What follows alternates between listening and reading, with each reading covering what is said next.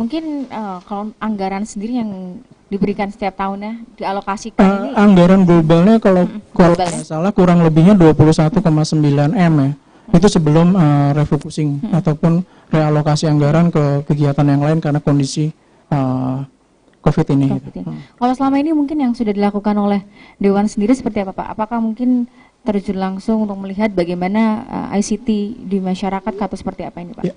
Jadi yang dilakukan Komisi A, khususnya Komisi A ya, karena terkait dengan bidangnya.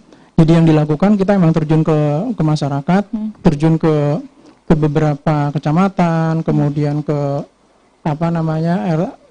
balai desa, ke kelurahan dan lain-lain. Kita pengen melihat kondisi di lapangan sebenarnya apakah edukasi yang sudah dilakukan oleh pemerintah itu sudah nyampe ke masyarakat gitu. Edukasinya semacam apa sih? Penanganannya semacam apa? Dan khususnya untuk Kominfo apakah edukasi itu telah sampai ke masyarakat gitu. Dan walaupun dalam prakteknya kita datang ke sana nggak cuma membahas mengenai implementasi ICT tapi lebih luas. Jadi terkait dengan proses penanganan secara keseluruhan, bagaimana memberikan bantuan, proses pemberian bantuannya seperti apa, kemudian pengelolaan datanya seperti apa, karena kita juga dapat informasi terkait dengan pengelolaan data sosial ya, data penerima bantuan itu juga ada keterlibatan dari Kominfo. Dan Kominfo ini kita diminta untuk melakukan cleansing data, membersihkan data-data yang double, data-data yang mungkin abnormal, data-data yang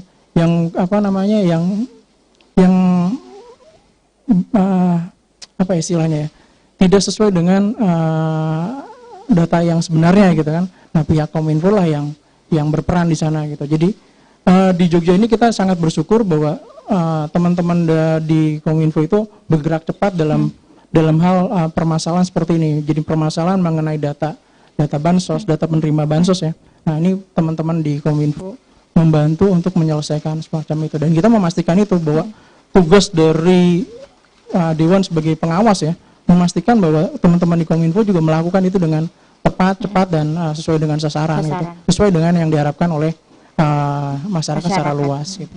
Oke, tadi kan sudah terjun langsung ke masyarakat, hasilnya seperti apa Pak? Apakah masyarakat kita ini sudah siap untuk menerima ICT ini Pak, atau teknologi informasi komunikasi ini Pak? Kalau kita ngelihat Jogja secara keseluruhan ya, Jogja secara keseluruhan sebagai kota pelajar, kota pendidikan, jadi secara overall bahwa masyarakat Jogja memang sudah di atas rata-rata lah. Mereka sudah paham betul mengenai pemanfaatan teknologi.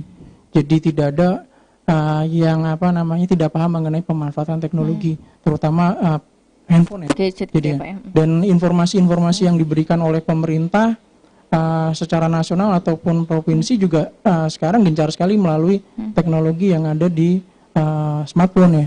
Jadi bisa lewat sosmed atau lewat web atau lewat aplikasi. Dan itu dikembangkan terus oleh teman-teman di Kominfo di Jogja ataupun di kabupaten kota, bahkan di nasional pun demikian gitu.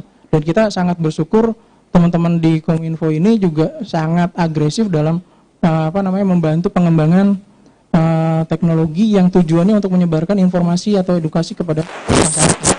Dan mungkin sekarang kan ada istilah baru ya, ada Permenkes yang baru bahwa OTG, PDP, terus satu lagi ODP kan sudah berubah, dan mudah-mudahan dengan kemampuan di Jogja ini nggak cuma single channel ya Pak ya, jadi bukan cuma multi channel juga tapi omni channel, jadi semua channel sosmed, channel digital sudah digunakan. Jadi mudah-mudahan informasi yang terbaru terkait dengan istilah itu kan karena penting, istilah-istilah seperti itu penting untuk diketahui oleh masyarakat supaya membedakan mana sih yang suspek, mana yang benar-benar sudah confirm dia terkena. Dan itu informasi itu seharusnya sudah disebarkan secara luas secepat-cepatnya kepada masyarakat. Dan informasi yang sebelumnya menggunakan istilah lama ya sebisa mungkin mulai hari ini informasi itu sudah diperbaiki dengan istilah yang baru. Oke.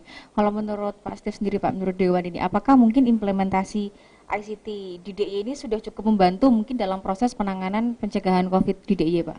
Ya, kalau menurut saya sih cukup membantu, karena sekarang waktu pertama-tama ya awal di bulan Januari, Februari sudah mulai di negara lain sudah mulai ada pandemi itu muncul. Kemudian di bulan Maret kalau tidak salah di Jogja sudah ada satu kasus, dan informasi terkait dengan COVID ini kan berbagai macam. Ada hoaknya juga di situ, ada yang masih simpang siur. Dan teknologi itu penting sekali untuk bisa membantu kita memahami sebenarnya COVID itu seperti apa. Terkait dengan COVID-nya, terkait dengan pencegahannya, bagaimana tingkah laku yang harus diadaptasi oleh masyarakat itu seperti apa? Ya lewat teknologi kita. Kita kan nggak bisa datang ngumpulin orang, ratusan orang kumpul, kemudian kita menjelaskan bahwa COVID seperti ini. Ketika pandemi seperti ini, bencana seperti ini, kita nggak bisa. Salah satu ujung tombak yang mungkin bisa dilakukan dan mungkin cuma satu-satunya ya melalui media teknologi ICT inilah, ICT. Dan kita tidak terlepas dari dengan teknologi itu, apalagi zaman sekarang kan. Bahkan anak kecil aja sekarang sudah megang handset, gadget, gitu kan, ya. gadget ya. Jadi memang penting sekali bahwa teknologi ini dimanfaatkan dalam proses penanganan ataupun pencegahan penyebaran. Oke, terima kasih Pak Steve. Kita ke Pak Roni lagi. Pak Roni, apakah ada program prioritas yang dimiliki oleh Diskominfo DIY sendiri terkait dengan pencegahan COVID ini, Pak? Iya, jadi tadi sudah saya sebutkan bahwa di awal itu kita mengembangkan website namanya corona.jogjaprov.go.id. Nah, dari website tersebut memang banyak informasi yang kita sebarkan kepada masyarakat, terutama terkait dengan bagaimana orang bisa atau jumlah penderita itu seperti apa, penanganannya seperti apa dan sebagainya. Bahkan beberapa waktu yang lalu kita juga mengembangkan informasi terkait dengan trennya. Tren perkembangan penderitanya seperti apa, yang ODP seperti apa, PDP dan yang sembuh seperti apa. Kemudian juga ada berbagai macam informasi terkait dengan penyebarannya. Jadi ada peta-peta yang kita buat di sana, di mana peta-peta tersebut akan menginformasikan bagaimana penyebaran sampai di tingkat kecamatan di seluruh DIY. Kemudian juga kita mengembangkan sebuah menu atau fitur di mana orang bisa tahu kalau saya misalnya ada di DPRD ini, kemudian dalam jarak 500 sampai 1 kilo itu berapa penderita di sekitar saya. Itu ada di situ. Sehingga dengan demikian masyarakat yang akan beraktivitas bisa lebih waspada dan dia bisa menjaga kegiatannya supaya tidak tertular atau menulari seandainya dia menderita. Nah, ternyata fitur itu sangat menarik dan sangat diapresiasi oleh masyarakat. Bahkan beberapa waktu yang lalu ketika pertama kita upload, itu sehari itu bisa sampai 1 juta orang mengakses, sehingga server kita sempat down gitu ya. Karena banyak sekali yang mengakses. Betul ya, servernya sempat down, tapi kemudian kita perbaiki dan sekarang alhamdulillah sudah bisa berjalan lagi dengan baik. Nah, kemudian kita juga bekerja sama dengan pemerintah kabupaten kota sampai ke puskesmas dan rumah sakit rujukan untuk mendata secara real time online penderita-penderita COVID-19 ini di seluruh DIY. Tujuannya apa? Tujuannya agar kita selalu terinformasikan, terutama para pengambil kebijakan ini, sampai seberapa jauh trennya perkembangan itu secara day by day, menit by menit dan sebagainya. Dan itu kemudian setiap jam 4 sore kita publikasikan ke masyarakat melalui website corona.jogjaprov.go.id maupun melalui media-media channel media sosial kita yang lain. Jadi ada di Instagram, ada di YouTube, ada di Twitter, Facebook dan sebagainya gitu ya. Nah, dan itu kemudian diamplify juga oleh teman-teman netizen untuk bisa terinformasikan ke masyarakat sehingga masyarakat bisa tahu perkembangannya seperti apa, trennya seperti apa. Nah, itu kita gunakan namanya COVID Monitoring System, CMS. Nah, itu adalah sebuah program atau aplikasi yang digunakan oleh rumah sakit rujukan maupun pelayanan kesehatan yang menangani COVID-19 ini.